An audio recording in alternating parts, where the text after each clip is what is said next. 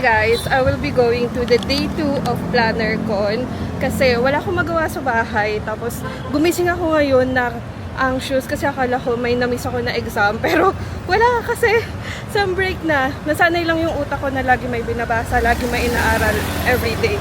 So yeah, I'm just walking to the PlannerCon venue and let's see kung marami pang tao at kung anong mabibili ko today.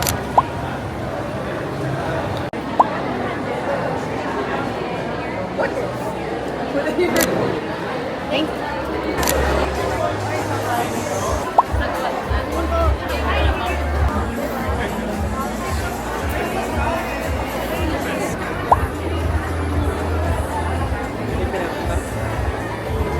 Daming tao, so I'm just gonna look for my Prayo boots.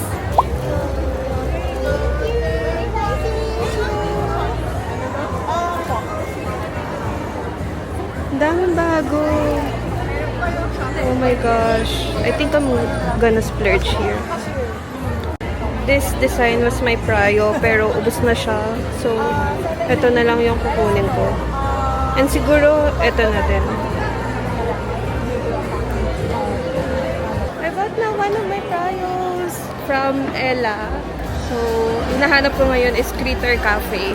She's also one of my fave artists. So, let's go. There's Pink Poodle. One of my fave artists too.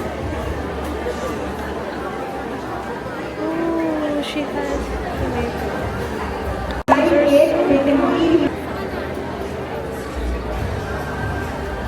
Critter Cafe. I found her.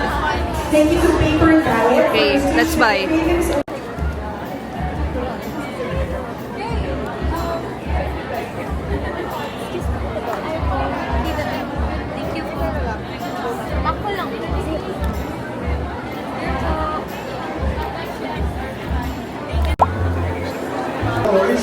Which are the Sakura.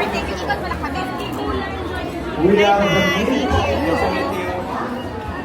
Nemophila, booth numbers 88 and 89. I'm done na sa PlannerCon Day 2. Umalis na ako kasi na-overwhelm ako. Tapos, gutom na ako. So, kakain muna ako and then I will work para mapalitan na yung mga gastos ko for today.